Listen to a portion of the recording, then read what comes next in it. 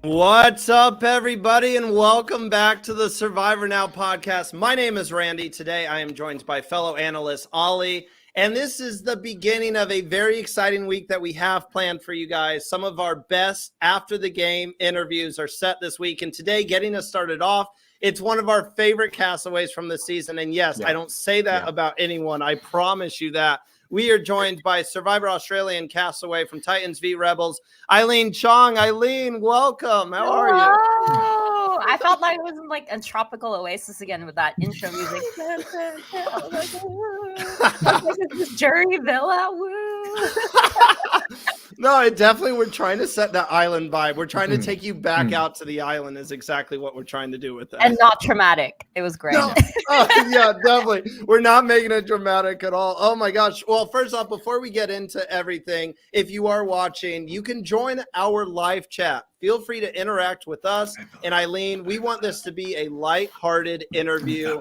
Not even an interview. We want it to be a general discussion, and we're here to have fun and reflect on what was an incredible season. Ollie, that's my cue to pass it to you. I am so excited about this because I miss it already. We're about a week out from the season ending, and I'm so sad. So I'm excited to get into it. But Ollie, how are you doing, man? Yeah, I'm doing well. I mean, it felt so weird kind of last week when I was like, oh, time to watch Australian Survivor's not on now. And I felt so weird because I was like, I'm ready, I'm waiting. But I mean, just the chance to talk to my favorite castaway of the season. I'm not going to be shameless and say it. I'm not going to be shameless. You saw mine and Matthew, so we're constantly praising you. So I'm very excited, and just to get in depth. I'm here for it. You know I'm ready. Oh, let's go. Let's go. Hi, everyone. It's going to be so fun to chat. And by the way, thank you guys for joining us. Whatever time it is, it's night for me. It's morning for Ollie. It's afternoon for Aileen. We've got everything covered here on Survivor Now. So Aileen, I think the first question that I have to ask is you're kind of a celebrity now. After the show ended, how is it? You hate that term. I don't hate it. I'm just I still consider myself a super fan of Survivor in all of its franchises. You know, I'm actually going to go surprise to the US in 2 weeks. Going to travel around a little bit and potentially attend some Survivor stuff. And I'm going in as a super fan. So I'm going to be the one with my jaw to the floor being like, so that's what I mean. It's an honor, but it's also, I'm still part of the community in the exact same way. All right, Aileen, we're going to be talking about those dates as soon as we go off air here. I'm just going to let you know right now because I need to be there. So, I mean, how has it changed for you since the show has aired? I think that's something that for a lot of people, they instantly, season's over, back to everyday life, but it's got to be kind of a change for you guys going from, before you went on this television journey to now you go on one of the biggest shows in the world. It's why we all love it. It's such an incredible game. And how has it changed for you? Are you being recognized out in public? Are people like, oh my gosh, Aileen, can I get a photo? And how does this all feel? Well, the first thing I want to address is how my family and friends now know that I'm obsessed with Survivor. Because a few of my close family and friends, they've known from since I was in primary school. But I'd probably say that's 3 or 4 people because I can talk about Survivor all day. And then when I applied for the show, I had only told my boyfriend and then maybe 2 friends and then my family because I had to put them in my loved ones list. And then I actually kept it a secret. I didn't even tell one of my housemates because I wanted to keep it that much of a secret. So when I came back after 2 months, I had looked different. I was very tan. And she was like, oh my God, Aileen, are you okay? Wait, don't tell me about it. It's okay. I was like, all right, I won't tell you about it. You're like, I wasn't going to anyways. So. I know, because I actually felt really good, lying and deceiving on the show because it's fun, it's a game, whatever. When I came back, I was so guilty. I had all of my friends were worried for me. I had someone like messaging me nonstop while I was away, and I was dead silent. So I actually felt terrible when I came back, but I knew that I was going to be able to reveal to everyone this soon enough. Now, yes, we are getting some recognition on the street. I think the other day I was like buying something in the shops. I've actually had a lot of jump scares. Like I've been also working in a cafe, and they just like come straight to you, and they're like, "Aileen," and I'm like, "Oh, oh my god." I will say, I will promise. I'll promise neither of us will do that if we see you. I mean, you can do it. Don't talk again. for me. Don't talk for me, Ollie. I'm definitely. You really got to do that. You really got to do that. No, but can I tell you guys, like, Mhm. I have also been in that position where, for example, a few years ago, Fenella from like season 2 came into my cafe and she stood in front of me, and I was like, no shame, okay? I was like, "Are you Fenella?" She was like, "Yeah." This was like years after she had gone. I was like, "I'm such a fan." I'm just gonna say, because you said it's a jump scare a lot of the times, I'm gonna try it the first time we meet. I'm gonna try to make it a jump scare. Like I'm Okay. definitely Oh, gonna be God. the loudest. I'm going to scream. I'm gonna be like, "Aileen, oh my god!" So You'll be that guy at the airport with like a banner, like, "Aileen picking up Aileen." Yes, he will. No, he will. Ollie, come on. I will. I He will. definitely He will. will. We got some people in the comments here. Elaine says it's 1 a.m. here on the East Coast. Thank you for staying up. Thank Appreciate you. that. What a cute cat as well. Oh my I used to gosh. foster a cat like that. Yeah. Eileen, are we a cat person or a dog person? I'm an every animal person, but my circumstances in my house is that I don't have a backyard. So I've actually been fostering around 9 cats altogether so far. And my cat that looked like Elaine's over there, I think I named it. There were 3 of them, a mom and 2 babies, and I named it Chutney, Halloumi, and Mushroom. Oh my god. Love that. Okay, I need an introduction to all 9 cats now. I'm just saying. Ronnie's also here. Yay, Eileen. Yay. Yes, very popular with the fans. Jenny asked a question. I was trying to see it because we had a lot of like fan questions that have been sent in. And I'll see if I can find the person a little later on. It might be here at the bottom. But yeah, it came from Anastasia, and Jenny asked it in the chat. Favorite U.S. season, Eileen, that you have seen? And then to piggyback off that, Anastasia wanted to know your favorite player and who you took inspiration from going out on the game. So my favorite US seasons, just from my mind, I definitely have 2. Heroes versus Villains. Classic. You had Sandra, you had Parvati, Rob Russell. Oh my god. And then you had the something brigade? The I can't even the Black Widow Brigade. Yes, that was iconic. Well, oh that my god. That was Micronesia. That was okay, well, Micronesia as well. See, so many. And then I guess one of the recent ones that I loved was David versus Goliath. Oh my god. Just the Natalie jacket scene with Mike White, like with his wine, and Angelina being like, "Can I have your jacket?" Oh my god. So good. And then the player that I took inspiration from, definitely Parvati. I was telling people that, if I was single, I'd play like her, but obviously I had to change my strategy. But she's just someone who could lure people in with their charm, and make people do things that they didn't know they wanted to do because of her. And she's just queen all the way.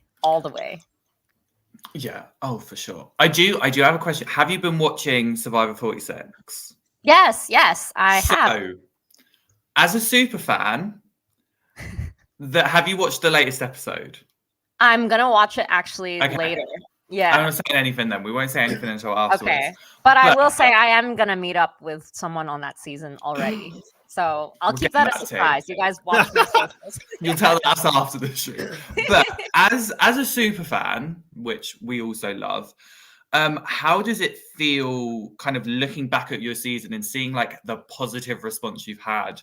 And do you think that, your season should be considered one of the good ones up there? Because I think it should. Oh, definitely. I would consider it top 5 of global Survivor. And I know I'm a bit biased, but it's also because usually you consider a great Survivor season with an astounding cast, which I definitely back my cast up. B, a lot of unexpected twists and turns, and not even just because of the twists that are put in the show, but the direction that the cast wants to go. And I would say even after I was voted out, I still couldn't predict on the jury exactly who would be voted out. And that's a testament to the fluid game change that everybody's been playing. And also just, I don't know, a lot of stories. For example, mine, it was unintentional, but the story arc of a character who's suddenly at the bottom and then had to fight for their life and then managed to win like a couple of challenges. I think that's my story, and I'm so proud of it. I think you should be proud of it, because as soon as like you left the game, you were just one of those players that I was like, okay, she's definitely going to get the invite back someday. So I hope you go back out and play again. But you know what I really loved about your season is, like, personally, I do think it's one of the best. And I don't know if you've been seeing it, but we've been doing a ultimate survivor bracket on our Instagram. And like the fans agreed. Like there was a matchup that we had your season up against Heroes versus Villains, Australian version. And I was like, I just don't know if Titans versus Rebels is going to beat it. And that season did. Like that season, your season is still in the tournament. So like Ollie says, like the positive reviews. And I love the fact you mentioned like the twist. I don't think it was twist heavy. Like, I don't think there was too many. And that's such like a key thing to, in my opinion, making a good Survivor season or a bad Survivor season, is walking that fine line of like, how many twists do you have the game and how much faith do you have in the cast to develop their own storyline. And that's something this season, I mean, literally the whole story of like alliances in general, like duos, like you had so many like number one allies, and then you had the Ferris and Kirby, then you had the Mark and Caroline, and then you had the whole Hurricane Kelly situation.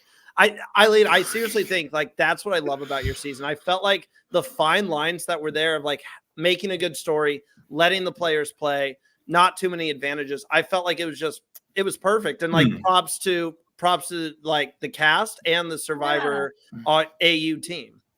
Exactly. And I think we had the exact same number of twists as any other season. I can remember 3 off the top of my head, 2 non-elims, and then that challenge at Tribal.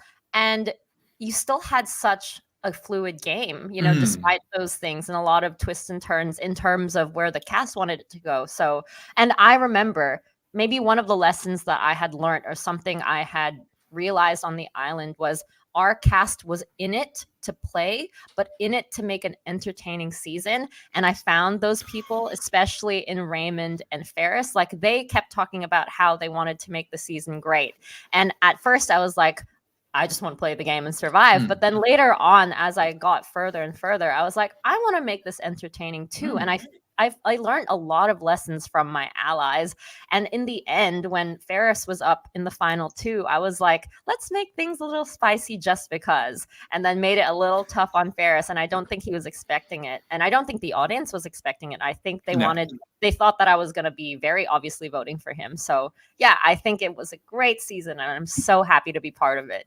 And I will add here, before Ollie, I think, asks the next question, Ginny adds, first Australian season with 0 non-elimination episodes post-merge. Amazing. Yes. That was amazing, because it just let you guys kind of, it was duel it out at the end. We've reached the merge now. Let's go for it. Exactly. And including no one from the jury being voted out, which I was so scared for. I didn't want to make it all the way there and then also have all my dresses prepared every single night to be voted out at the end. That'd be so sad. We would have kicked off. There would have been protests. But should we get onto the game more so? Because I want to get to the game, and I want to know, because we kind of, when we saw your kind of exit interview, we kind of talked about specific people, but I kind of want to get a slightly broader understanding of your initial thoughts of your tribe, like your Rebels tribe. Because it did almost look like there was a clear divide when we first started, but how were you, because we didn't really get to see you until I think it was kind of episode 3-4. So how were you when it came to getting to know your tribe mates, especially kind of people like Sarah, Kelly, even like Tobias, like people that we didn't really get to see you interact with. Like we saw you interact with Ferris, we saw you interact with Scott. What about the others? Yeah, so I think initially I started off thinking that I was going to be instant friends with everyone because my personality in my normal day-to-day life is I make connections really quickly. You know, I also work in sales. I used to do recruitment. The difference on the island is everyone's sort of competing for attention, or they're trying to overpower each other. And there are definitely bigger characters and personalities out there than myself, or at least I know how to tone it back or like take a back seat and observe. So we had the big four, you know, Peta, Alex, Tobias, and Sarah formed their clique. And then I sort of took a step back and was weaving palm fronds by myself, sort of isolating myself, you could say. But I wanted to just observe and see where all the little groups were forming. Raymond came up to me and he noticed that I was alone. And he said, Aileen, like, I'm actually worried for you. I think you're isolating yourself. And I was like, no, Raymond, I'm actually doing this on purpose. But from that little interaction, I understood that he was on my side and he wanted to work with me. So that was really, really nice. Peta actually took me and Kirby aside, just the three of us, really quickly. And she said, why don't us three women work together? Whether that was genuine or her actually trying to form all these different alliances everywhere, which is apparently what she was doing and what Kirby pointed out, I don't know. And then Peta and I also were weaving palm fronds together. And she also asked if she wanted to work with me one-on-one. So that was interesting, day one. And then my connection with Ferris and Raymond only happened night two. So I would say it went from me and Scott, or my personal relationships, me and Scott first formed that tight two. And then along came Raymond and Ferris. Garrick and Scott were really tight. Scott suggested that us three be the ride or die three. Fortunately, that didn't really last very long. Kirby and I were good. We barely spoke any words together, but it was sort of like this mutual understanding that we were these strong women who thought really strategically and could work together moving forward. I would say Rihanna and I probably had the least of connections because I could see from the get-go that she was playing a game that I could have played, which was really subtle, you know, getting along with everyone, but not putting herself out there in terms of being the leader. And that annoyed me a little bit because I was like, I could see her going far. I could see me playing that game. But at the end, like, could you award someone that move? Because it's very subtle, you know? Mm-hmm.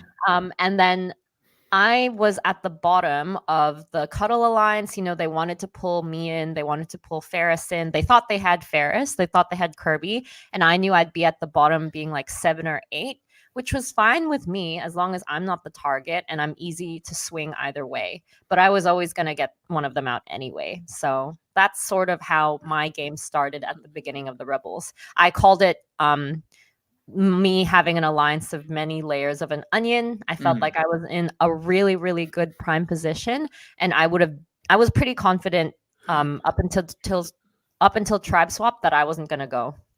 Well, that's something that I took away. I rewatched the exit interview that you had with Matthew and Nina, and that was something that I picked out is the fact that you said early on in the game you felt really confident in a good spot, and the fact that you went into the game, correct me if I'm wrong, you went into the game wanting to be kind of that third, fourth person because the eyes wouldn't be on you. Being a Survivor super fan, you knew going in that number one allies, the right-hand man, right-hand woman, however you want to say it, would be targeted over that top person. Did you feel like, obviously it got to the point where you might have been seen as Ferris's number one when your elimination episode came around, obviously Kirby targeting you. Did that ever hit you when you were in game mode, like, oh shoot, I think I am the number one ally now? Or did it still kind of catch you off guard in that moment? I think the way people saw it was that Raymond was Ferris's number 2 in terms of loyalty, but in terms of strategy, it looked and it was perceived that I was the one kind of talking to Ferris about all these strategies and talking some sense into him. So I think from that perspective, people would rather take out the smarter one from perception rather than the loyal one, just because the loyal one, you know, can vote but not come up with ideas to take everybody out. No, I love that. I love the strategy that you had going into the game. I think it was like you had the right mindset and the right strategy.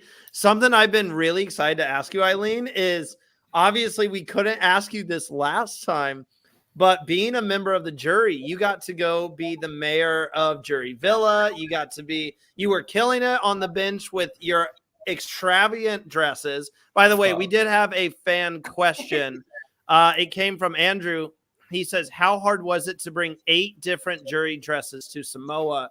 And I kind of want to expand on that and say, which one was your favorite? Because we saw that video you posted kind of showing them all off. So which one was your favorite? And then I want to get Ollie's favorite because Ollie loves talking about Sparker Snuffs. Well, thank you so much for noticing and appreciating my dresses. I don't dress up that glam all the time. I'd say probably 90%. I'm just like I'm in black. I wear the same clothes. I sort of have this like uniform mindset because when I used to go to high school, I went to this school where you just wear a uniform. It was so easy. It was so easy for me, and I don't really have to think about what I'm wearing. But then when I found out that I was going to go on the show, they asked us to prepare 4 outfits to show them as like sort of a guideline of whatever else we were going to wear. And I got those 4 dresses approved. One of them I got approved before going on the show. And then once I brought it on the island, it got rejected, which was so sad because it was like there was a lot of pattern going on and very stroby for the camera. So now I've learned a lesson, just maybe avoid pattern if possible. But anyway, so like I spent all this money on these beautiful dresses, and I was like, if I get voted out before 30 days, at least I can return them all to the store. That's true. But then I passed the 30 days, and then I made it first on the jury, so at least I got to wear all of my dresses, and then I had to repeat like 2 because one of them got rejected or whatever. So my favorite one was definitely the first one that I wore, just because I had just come out of the game, sort of like trimmed down a little bit because of starvation. And then it's that Survivor weight loss program. I know. Survivor diet. And it had all these like cute cutouts and whatever, and the color was like a rustic like thing. It was really nice for my tan. And I was like, let's just wear this as going in with a bang, because everyone did not expect me to like glow up essentially like that. So I walked in and I prepared my little like kissing thing, and everyone was like so yeah. I was gonna say that was me. Your first look, the rust one with the cutouts. Was that like the rust one? Yeah, that's the one. Yeah, it was kind of my the rust, favorite. Yeah, it was the rust orange, and it was kind of like there. Yeah. And that was the one for me. I remember when you walked in, I was like, Aileen, okay, serving it. You set the tone for what you needed to dress like on the jury bench, and I feel like everyone came and slayed. Oh, and can I just say as well, so there was no correlation to me wanting to go out first and walk in, but I remember in Blood versus Water, Khan was the first member of the jury, and he set the tone for wearing all his silky smooth like suit outfits. And then I was like, hang on, I'm the female version of Khan this season. So I am honored to follow his legacy in walking down the aisle first. You had a lot to live up to, and you killed it. Ollie, did you have something to add? Yeah, no, I was just going to say, like, for me, even if I don't want to go on jury, I'm going to make sure if I'm going on jury, I'm going to look good and make them feel jealous of how good I look. But I just want to say, you and Valeria both killed it. Like, the amount of times me and Matt would message each other and just go, their looks, spark. Like, we have a few people in the comments added on. Hello said, you stole the show in jury. They might be talking about the game themselves, but I'm going to take it as like, yes, what you were serving the looks. Elaine adds in, she looked beautiful in all of them. And then Hello actually asked a question that kind of goes off where I was going next. And the fact is, we haven't actually had a chance to get your opinion or hear why you decided to vote for Ferris in the end. Obviously, you had a great relationship with Ferris. And Hello says, like, what are your values in choosing a winner in general? For example, I would choose someone loyal that doesn't turn on their allies and plays a game with more perimeters rather than a cunning liar. Excuse me. What about you? So I'm interested to hear. Obviously, I was thinking, seeing you on the jury, I was like, I think she's going to vote Ferris. But was your vote up for grabs when you went to that final tribal council?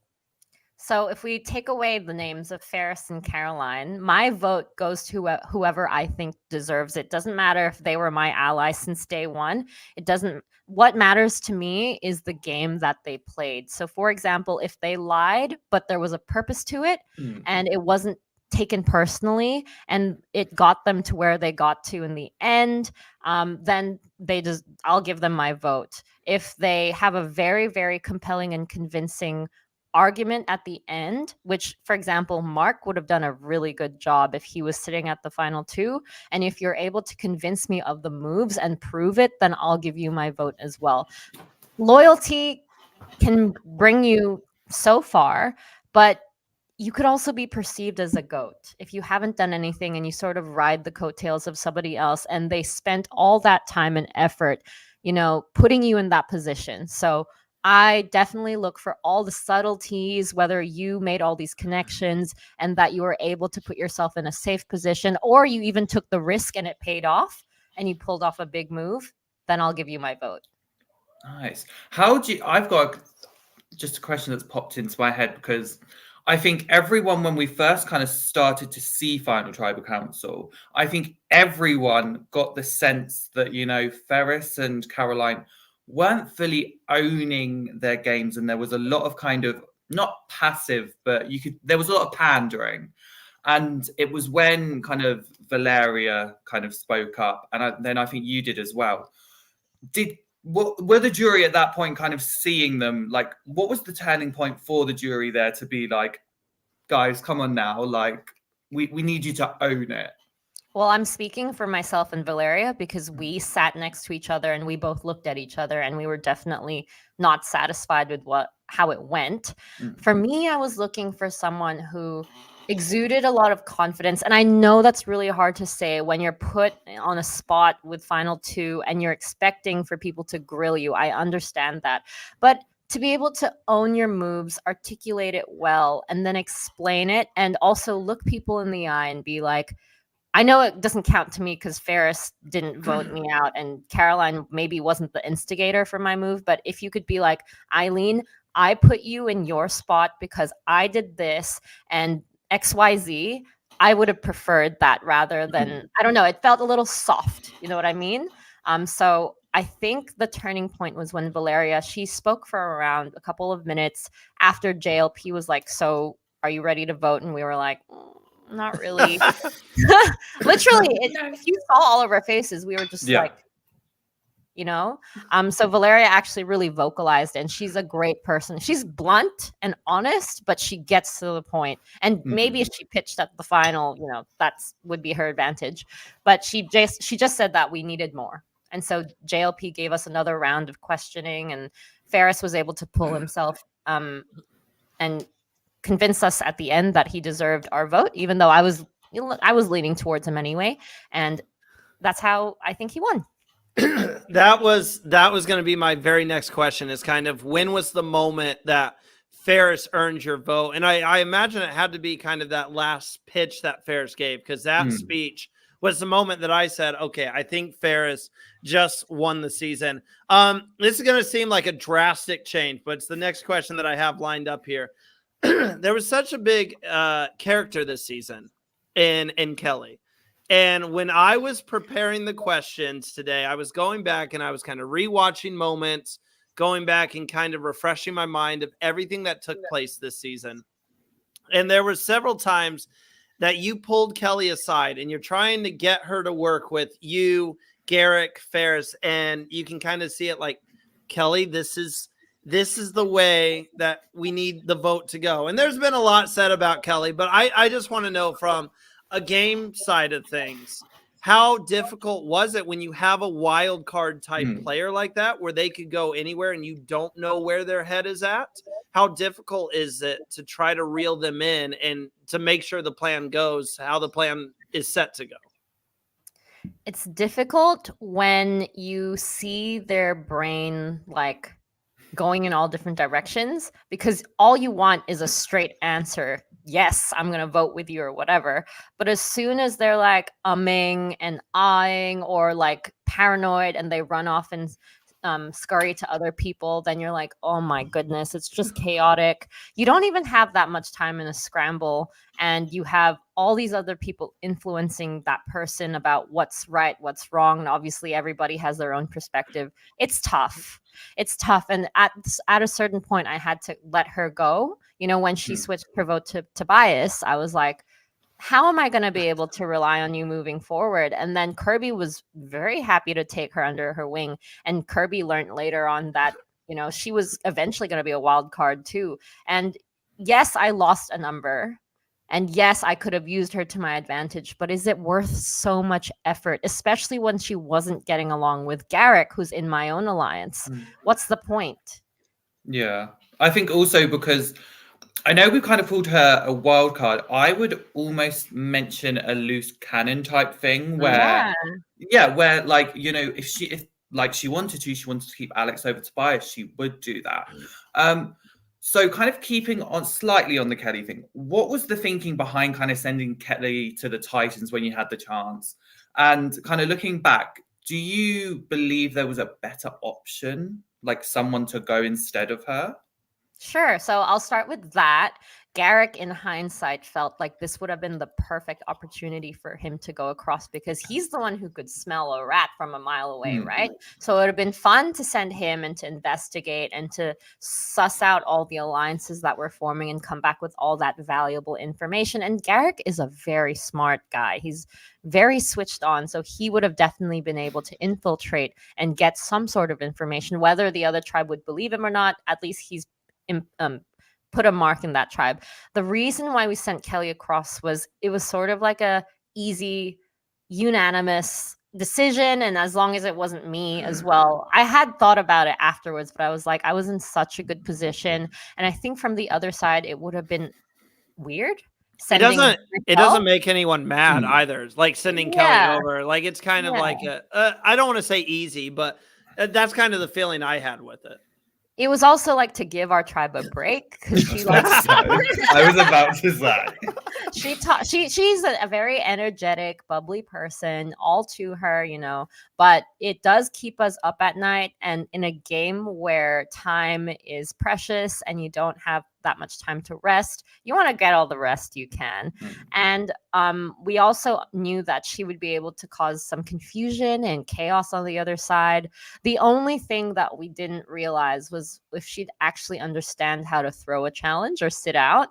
And iconic moment. Yeah, like what she should have done was sit out of the reward challenge so that she had no choice but to do the immunity, and then up to her whatever she wanted to do, but at least she had to do it. So What in that moment, what was your reaction when she sat out of the immunity challenge? Like I can't remember if we saw it on screen or not. Well, internally I was rolling my eyes. I was just like, oh my goodness. Because at the time we didn't know that we would actually really smash it. We were killing it. But it looked pretty even playing field at that point. And I think our team was just so good from beginning to end. I would say it was a pretty flawless challenge. Like Kirby and Alex and others were smashing the physical part. Rihanna and Scott were solving the puzzle while they were on top. And I was also solving it before the challenge even started because I had watched the last season and I know if it's an immunity challenge, the word immunity is going to be in the mix. So I got immune like before the challenge even started, which was great. No, what was the puzzle again? Was it the one where you had to spell out? It was the block. Yes, the rebels are immune. Yeah, that's and then right. Lower it down. Yeah. That was such a close challenge too. I'm gonna jump ahead to the tribe swap here because this was I love tribe swaps in Survivor, and that's what's been lacking in the new era of Survivor US. Is like I feel like it's such a pivotal moment that really changes the complexion of the game. And like you see the best players rise up to the occasion when you deal with the tribe swap. And you guys, obviously, you had most of your alliance, and you had 3 OG Titans, Charles, Winna, and Valeria, and you're sitting there and you're thinking, well, how can this go wrong?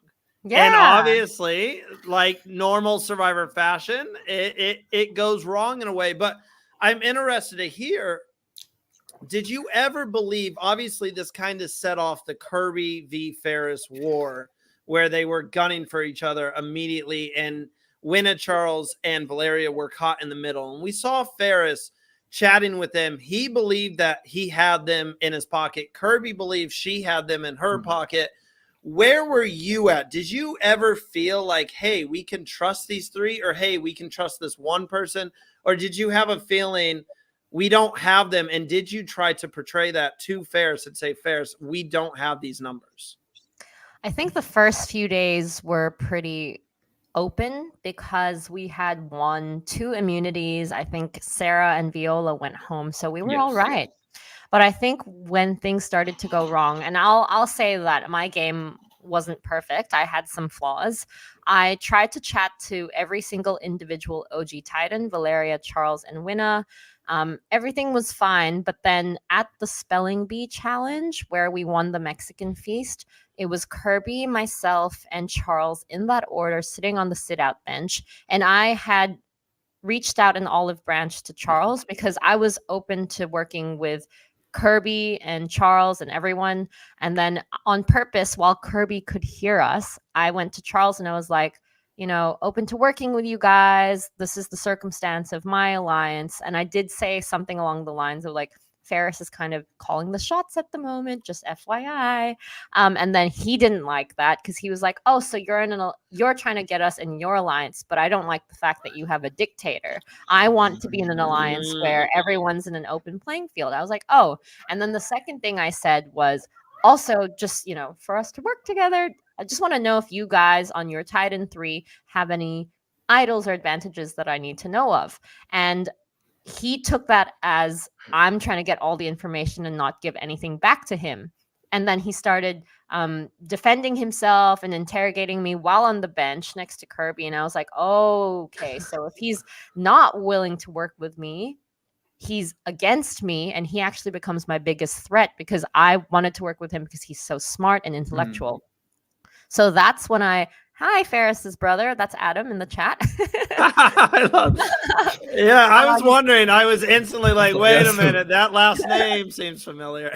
Yeah. But anyway, so that I already started to notice that those Titan 3 were probably going to swing the other way. And yeah, I did definitely try and convince Ferris that they weren't with us, but this was more towards the end near the scramble when we had lost.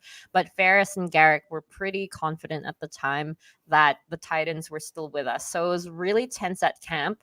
Garrick was not happy with me. He thought that I was potentially voting him out or going against the alliance. Well, I just wanted a plan C to vote out Kelly in case, because there was word that someone cited Kelly put something in her bag. And then, so there was suspicion that she had an idol too.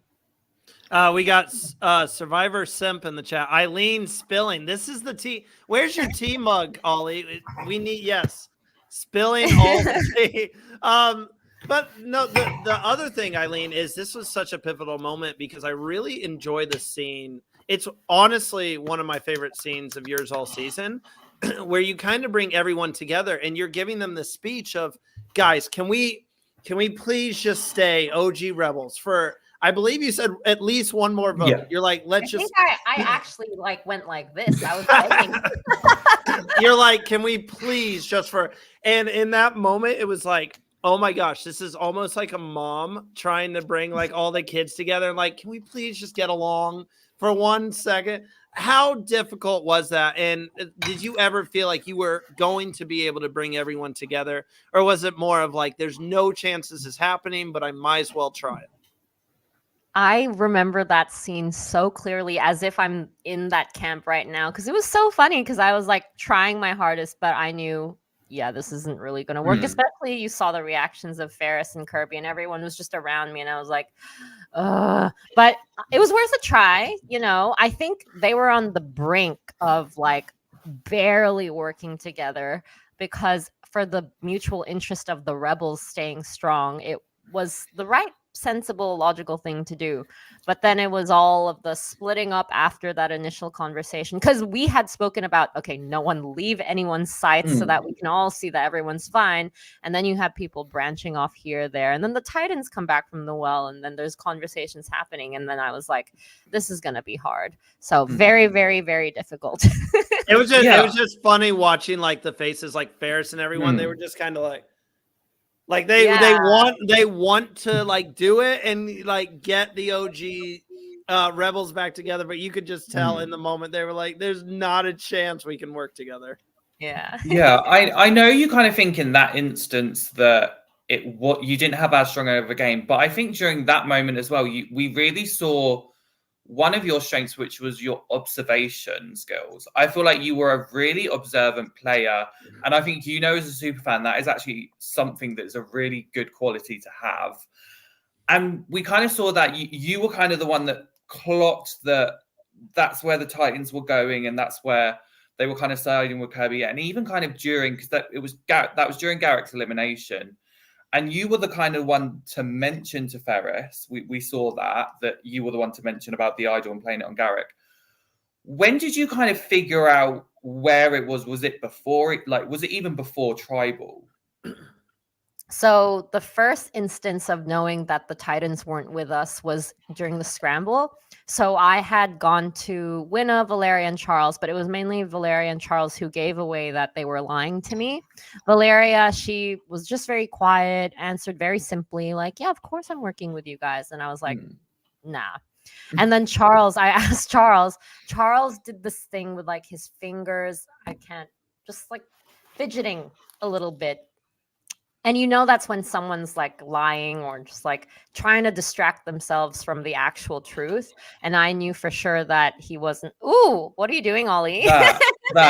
As soon as you went fiddling with fingers, my fingers instantly went to do what I do. I looked away for 1 second just to like prepare the next question. And then all I hear is, what are you doing, Ollie? And I instantly turned back. I was like, what is he doing? What did I miss? See, Randy, if you look away for 1 second on Survivor, you might miss something. So oh my God. See what I mean about observant? Yeah. So that was at camp. And then Scott actually, because Scott and I were still kind of working together in separate alliances just to keep each other out of the vote. He walks past me and just says a few words. He's like, it's not you, Aileen. Very, very quickly. Like no one else caught that. And I was like, okay, cool. Well, obviously it's somebody else in my alliance, right? So it's like Ferris, Garrick, and Raymond. We go to Tribal. I still have no idea. And then, by the way, just like some context, I know they cut here and there everywhere at Tribal, but me the whole time, usually when I'm at Tribal, I am sitting straight like a meerkat. I'm literally like not even looking at Jonathan. I'm looking at every other player sitting there because I'm trying to clock whether they're giving the right answer, whether they're lying, all their body gestures and everything. And then it wasn't until when we go up to vote that I look at people's elbows from the back, because you can still sort of see them. And I can see that their elbows are writing Garrick, like the K at the end. And then I was like, that's why I was so last minute with telling Ferris when Jonathan was like, do you have an idol, an advantage to play? Ferris, play your idol for Garrick. And then he was like, what? Like it was too quick and there was no context. And maybe I should have gotten up and stood up and like whispered in his ear, but then that would have been really obvious. And then it was just, yeah.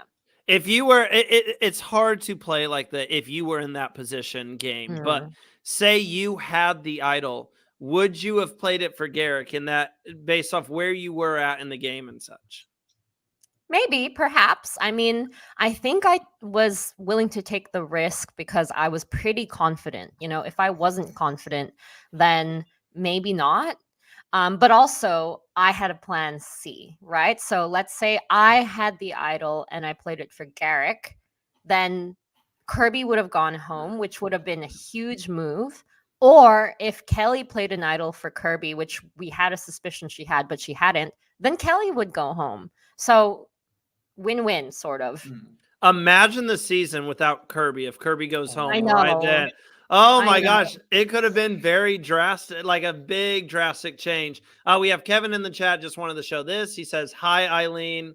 I Hi, mean, Kevin. That's my relative there. oh my Yeah. gosh, welcome to the stream, Kevin. Love All that. the people here today. Yeah, we have fans, we have family members, we have everyone. Eileen, I wanted to ask about you are a super fan, and we have to talk about this twist that happened this season. And it was the twist that it looked like it was going to be a straightforward vote, but Jonathan says we're actually going to play a challenge at Tribal Yes. Council where only 3 people can vote. Those 3 people ended up being you, Ferris, and Kirby.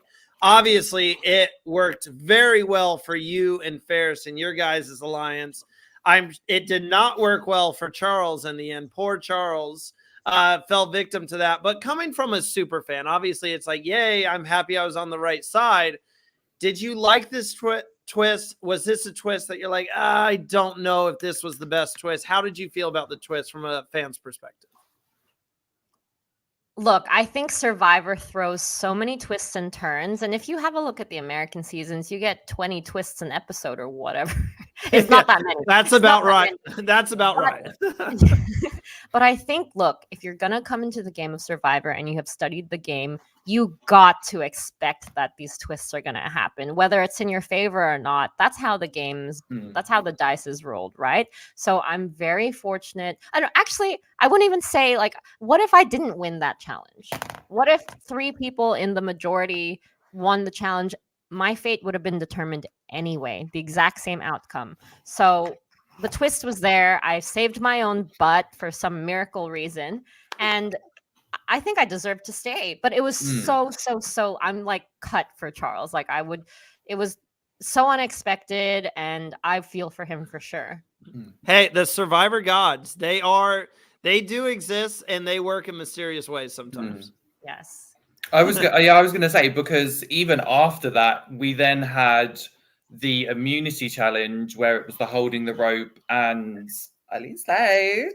Just like the fact that you were managed to, like, I was like my super fan, like I was there like, oh, she's having her moment.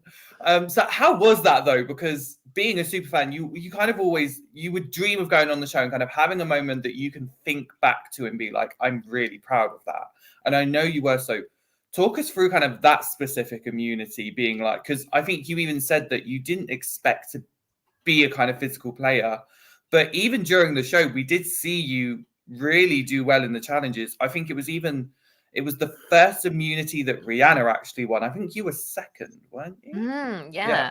Well, you are right. That was my moment. In my mind, that was peak Aileen, just having an emotional and just highlight of my game.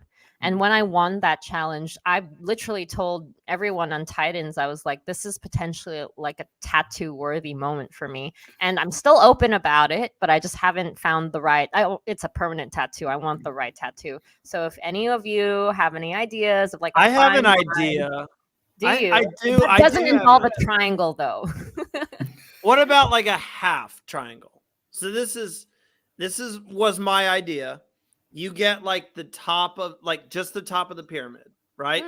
And then you have a torch going underneath it. So you kind of have the point and then like a survivor torch.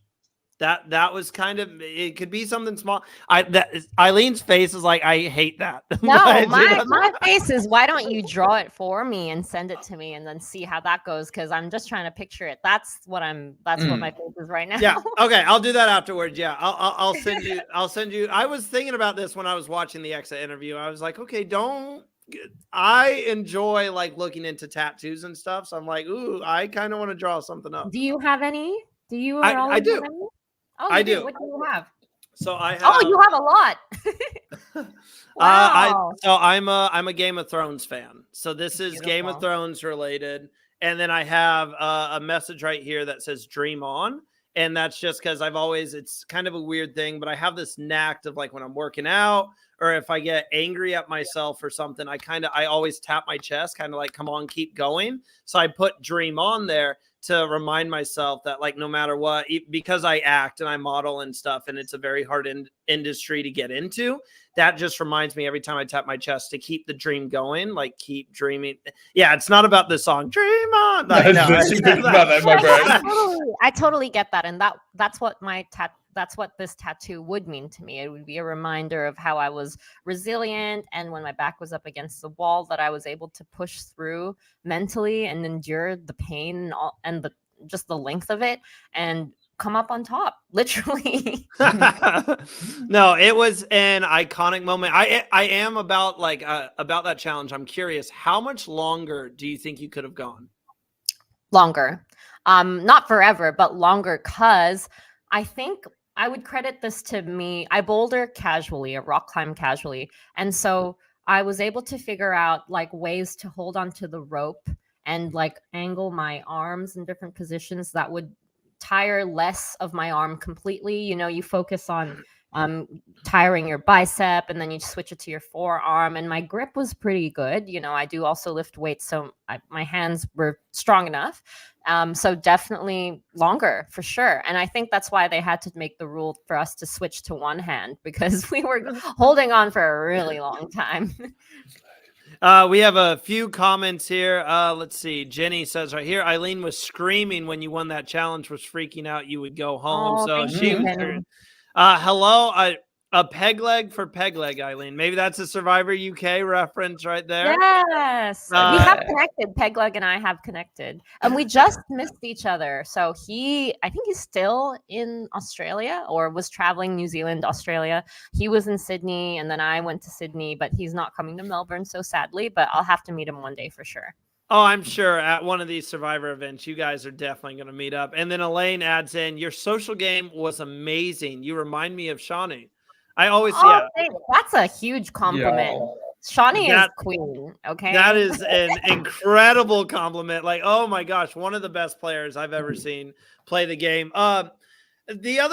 The last like strategy thing that I had to ask you, Aileen, was there was a moment where you had a chance to have a feast, sit down, enjoy, or you could go back to camp and you can idle hunt. And it kind of made sense. Like when Ferris went, I said, saw that coming a mile away. Alex went, kind of saw that coming a mile away because I didn't know where Alex was in the tribe. When you went, that kind of surprised me. So I just wanted to hear why you decided to go idle hunting rather than connect with everyone over a feast. And I had another comment. I don't know if I can find it, but someone right here, hello, did ask, why did you think Ferris wanted Alex to find the shelter idol instead of you when the show showed you guys were closer? Do you think he was protecting you by this, or was he getting closer to Alex by now? So kind of with all that, what caused the idol hunting from you rather than the feast? I had been idol hunting for days before that. So sounds so fun. Apparently I was close, but I just couldn't find it. I was idol hunting because I knew that I was about to go home for multiple tribals. Looking and looking. Even Ferris was helping me look. Raymond didn't help me look, but he told me to look. So I guess that's that sounds like Raymond, honestly. Yeah. Like, Aileen, you should go look. I'm more happy with the fact that he told me to look myself rather than like what he did to Kelly. Yeah, I'll go look and just like sits on a rock. Like I would have preferred. Oh God, this guy. Love him, but random. So I had been looking for days prior, and then when the opportunity came to look for an idol, I was like, I know I won twice, but we don't know when merges. We might lose again. And then just because I didn't take the opportunity to look for an idol, I would have probably kicked myself for not looking. And isn't it every Survivor fan's dream to find an idol? So I guess I was willing to take that risk. I already had proven to myself, the tribe, the audience watching later on, that I was able to pull off something epic. So why not go idol hunting? And I guess with the Ferris and Alex thing, Ferris mentioned that he wanted to put the target on Alex by giving him a visible public idol, because that's what it was, especially since three of us were looking for it in the same spot. And Kirby was obsessed with flushing people's idols. So I guess that would have helped take the target off me a little bit, because then Kirby, like for multiple tribal councils, was trying to flush Alex's idol and scare him. So that was a good strategy by Ferris. Well, speaking of Kirby, I really need to ask you this question, because in your elimination episode, which you didn't get a confession on, I still have feelings about it, by the way, we saw Kirby really gone for you. But we never really heard your kind of side of things, because Kirby kept mentioning that you were the person that was kind of in between her and Ferris, which I found really interesting, because I think, just being me, I would have just been like, go talk to him. But so were you kind of, at that point in the game, were you kind of the person that was sat there, being the divide for Kirby and Ferris, or were you someone that, because for me, you looked to someone that was willing to work with anyone. So it almost looked like there was some sort of like rivalry, but because we didn't hear your side of things, I was always confused by that. Yeah, I never really saw myself as a wedge per se. Like, I knew that Ferris and Kirby were starting to reconnect. Even Ferris told me, Ferris told Raymond and I everything. He even told us when he made this fake alliance with Caroline and Kitty, the moment he did that, he came straight to us.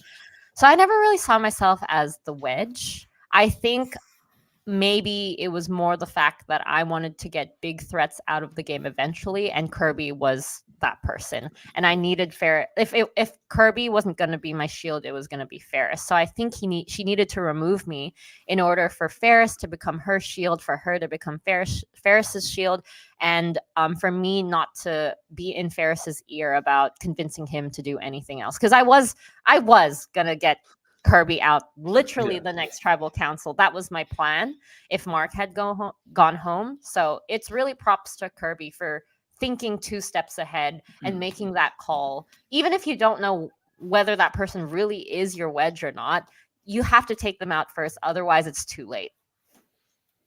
No, totally agree. And before we get to kind of, as we're coming up on an hour already, just because I know, that's crazy to think about. It's we could talk forever. We got some like finishing questions here, but I have to go ahead and ask Adam's question here.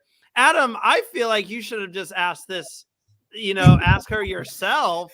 Would you have rather had the idol, considering it was like a public idol? I would have loved to have an idol just for the sake of having an idol. And I think it would have hurt more if I was blindsided and then had the idol in my pocket. But just to have that idol would have maybe changed the dynamic of everybody else in other alliances, whether like, ooh, do we need to split the vote here? Do we need to do this? It just brings a different perspective for everybody and a different threat level, I guess. So I would have loved to have it, but if I was sent home packing with it, I would have been a little sad. You would have had an incredible like Survivor, like souvenir. Art. Yeah, souvenir. Thank you. That's the word I was looking for. I guess so. Yeah. Depends on if you think that's a souvenir you want to see every day, or if it's just like a ghost island relic at that point. Hey, at least it wasn't 2 idols in my pocket going home. Shots fired. Definitely shots fired. Solana adds in here. Hey, what's up? Have a good stream. Thank you so much. Appreciate that. Watching from Twitch. Appreciate you tuning in. So Aileen, being a super fan, it's something we keep going back to, because we obviously love when super fans get to go out there and live their dream of actually playing and competing on the show. And I wanted to ask, you got to go out and you got to do it. What was the most difficult thing about being out on the island? And what's something that you want to tell other super fans who want to be on the show and are applying to be on the show? Oh, that was me. It's fine. It's fine. We're breaking tea. Was that the teacup? No, that was my phone. I was trying to get my pen to. I was getting my pen to write down her advice. I thought that question was so good that it was like a mic drop moment. The hardest part was really the lack of sleep, I'd say. And everything around it, sleep is so valuable on the island, and I understand that a lot of chats happen at night, but for me, how was I going to be able to function during the day, do all those challenges, prove that I wasn't the weakest on the tribe if I didn't get some beauty sleep? And let me tell you, my sleep was not much. I think for the first week, I barely slept a few hours. The first night, not at all. And then throughout, I actually slept better on the Titans camp for some reason. It was a little warmer. There were more mosquitoes there, but I think I was like snug in between. I was on the floor in between some bamboo. So, but it was actually really bad for my neck. Like I actually woke up for a few days in a row and couldn't move my neck. It was pretty bad. So lack of sleep, lack of food, and just everything, whatever you Sounds amazing. Sounds fun. Yeah. So if you're gonna apply for the show, you really need to just mentally accept that you're gonna have to, you're not even challenging the players, you're challenging the elements in the environment. And then once you can get your brain into that mentality, then at least you'll understand that you're in it for the long haul. Now, tips. This one I've already said publicly, and I'm going to say it again. So I was super, super relentless when I applied for the show. I did my 3-minute video. I did my application. And then I went online to LinkedIn. I found the production company and I stalked every single person who was mentioned there. I found out who were the casting producers because they're essentially like recruiters, right? They're looking for talent. They want to find the best people out there. People who put themselves forward are the people who are going to be confident, willing to take risks, make moves. And then I DM'd them on Instagram, LinkedIn, and some of them even advertise their mobile numbers. They want to be found. They put it, and I texted them, and then I got the call back, and I got told that they were going to watch my video literally the next day. And had I not put my foot forward in that method, I think I would have just been in the pool of all the thousands of applicants and maybe would have never been noticed. So definitely, if you are desperate for this, you have nothing to lose. Just put yourself out there. That's how you do it. Perfect time for a soundbite. I mean, I had to. I love that. Like everything she just said. Take notes. I don't think Ollie was actually taking notes, but I have my notes. This is recorded. You can re-listen to it. No, but yeah, that everything you just said, I absolutely love it, Aileen. And I'll just add on, if you guys want to apply, just apply. Don't be scared to do it. Go out there. And honestly, like talking to castaways, having the privilege of, and the honor to talk to all of you who have actually gone out there and done it. I keep hearing sleep is like the number one worst thing. Like you might get a couple hours a night. Yeah. Yeah. And it just was freezing, guys. Like the rain would come we had like a cyclone situation for like days in a row, and the rain would come sideways into the shelter. So there was like no way of not being dry. And actually to credit Rihanna, the engineer of the tribe, like built a door. She built a door that would stop at least some of the rain coming through. And she was told, but she was told by production, like in the daytime, take it off because we need to film whatever's going on. But they felt sorry for us. They were like, you got to protect yourselves because it was miserable. And everybody made fun of Valeria's like giant fur coat. And we're talking about how cold it is. It might be a move, although you don't obviously want to get that. But she left it at Titans camp. She didn't bring it to Merge because we didn't know Merge was going to be at the Rebels camp, so she didn't have the jacket anyway. That's why there was a fight for Nathan's jacket. Oh god, I remember that. Oh my gosh, I have yet to ask about that on one single podcast, but I love the whole storyline that Nathan's jacket had this season. I know. Of like it. Did you ever have Nathan's jacket at one point? No, I never did. Yeah, we need if they ever do like a Ghost Island Australia, Nathan's jacket better be there. I'm telling you right now. Reward item. Yeah, a reward item is Nathan's jacket. So before we kind of wrap up here, we have a few more questions from the fans that they've left in our chat, Aileen, and they're wanting to know. So Aileen wants to know, what did you think of Raymond's advantage?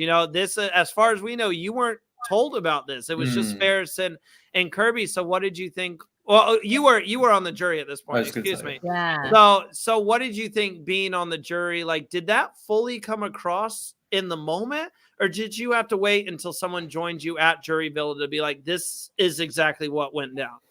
So first of all, as soon as I saw that giant bowl of popcorn, I was like, there's something in there. Come on. Like, yeah, yes. We've watched so many seasons. We know that that's not standard, right? So the thing that I didn't do was I didn't ask Raymond immediately what was in the popcorn, because I thought, oh, he's going to tell me anyway. He's part of my alliance. And then I got voted out and I was like, oh, okay. And then Jaden got voted out and he was told by someone that there was an advantage in the popcorn. So he even knew. He knew, Caroline knew, Kitty knew. And Caroline and Kitty knew when they went up to vote. Like, that was all like for show. And then when Raymond comes into tribal and does the whole, like, puts his hand on his face, looks the other way, sits on the ends, like, I want to go home. No, you don't want to go home, Raymond. Like, Yeah. you are a super fan as well. Also, he had told me previously that he was a terrible liar, so I knew that him covering his face was him trying to cover his face because he couldn't hide his expression. So I actually turned to Jaden at jury at the bench and I was like, I think Raymond has an advantage. I think he's going to play it. And then he did. And that's why you see me go, sorry, or whatever.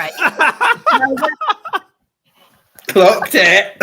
Yeah, because when we're in the jury bench, we're not allowed to show any facial expression. We're supposed to keep a poker face because they don't want people still in the game, to like notice how we're reacting and everything. But at that point, I was just like, clap, woo! Yeah, I can't not react. Like, to that moment, you can't not react. They would have let you, sure. Yeah. But we are mic'd up in the jury bench just in case we do. Yeah. I didn't know that. Yeah, now, like, if I ever play Survivor, I got to be really careful because I like to talk, and I'm gonna probably have reactions to most of the. Well, why are you assuming that you're gonna be on the jury already? Don't you want to make it to the end? I do want to make it to the end. I'm just saying, if I ever get to, that's goal number one, is make it to the jury for me. That's goal number one. Oh, actually, goal number one, not be the first one out, and then make it to the jury. So goal number two. And then Jenny says, please bring Aileen back for an episode recap in the future. Love her Survivor knowledge. That is completely up to Aileen. The door will always be open. Yeah, it will always be open. Aileen also adds, who on the cast are you still close with? And if you played again, what theme would you fit into? You know what? I usually don't shout out like other podcasts, but I listened to one of your deep dives with, I believe it was the Nullified Take. And I actually heard what seasons you would like to be on, but I'll let you put it out there for everyone. I'll see if you say the same seasons. I did. And then after that ended, I was like, I think there was another one that I would have loved to be on. So definitely fans versus favorites. That'd be fun. Because I don't know. I've played already, but I'm still a super fan, so I want to see their reactions. I want to see them walk up on the beach and be like, "Oh my god!" But I'll also be like, "Oh my god!"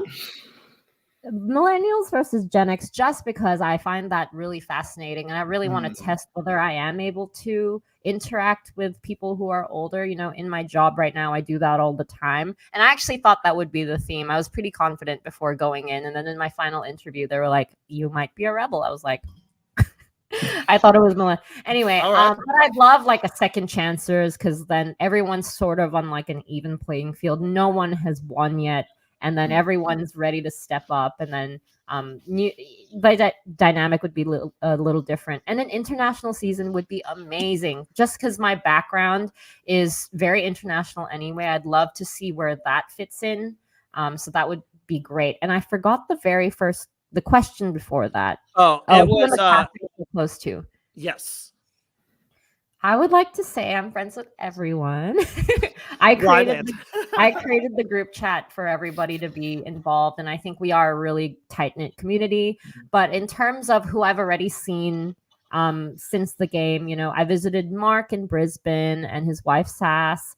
I went to Ferris's finale party and met up with Viola for the first time, who I didn't really get a chance to chat to because we were always on opposite tribes, and then tribe swap happened and she unfortunately left. She's a great person. I really respect her. She's A little bit younger, but I think she's very mature, and I've heard about all her life stories.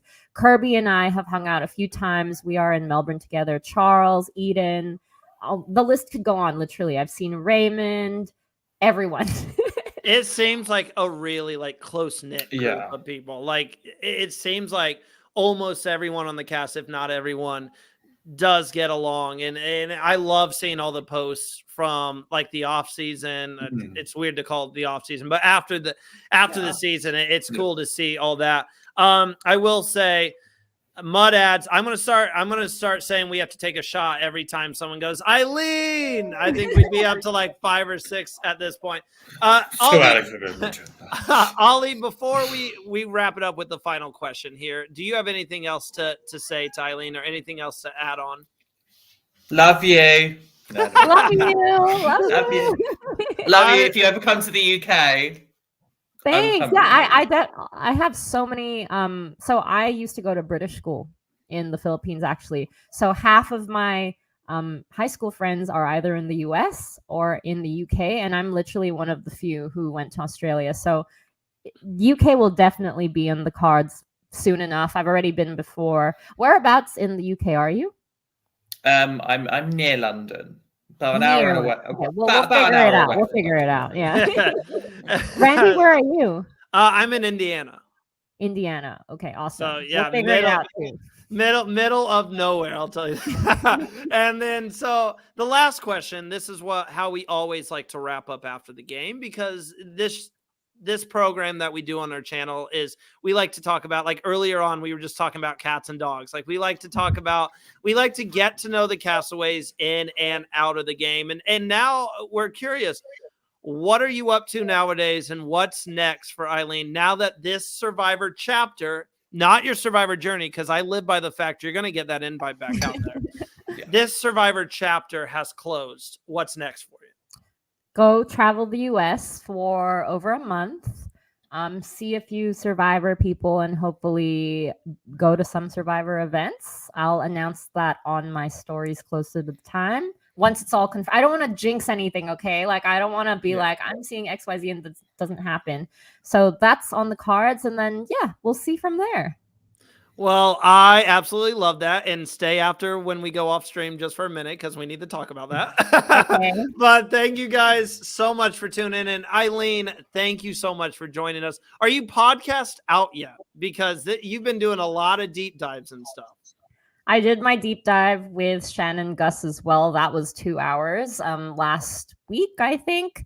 I did one this morning. I think I still have like 2 more to go. I think I've done like 6 or 7. It's been a lot, but it's great practice for my public speaking for the final jury when I. Ooh, we're just gonna leave it at that. She's calling her shot. Well, thank you guys for tuning in. If you enjoyed this video, hit that like button, subscribe to the channel. We've got more content coming out for you guys tomorrow. Oh, that's amazing. Why can't mine do that? I think I don't know.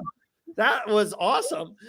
We have more content coming out for you guys tomorrow, or I guess technically today, based off where you are at. We will have an after the game interview with Valeria, and we will also be speaking with Ferris. So make sure to hit that notification bell, get all the notifications for the videos coming out. And thank you guys for tuning in. Enjoy the rest of your day, guys.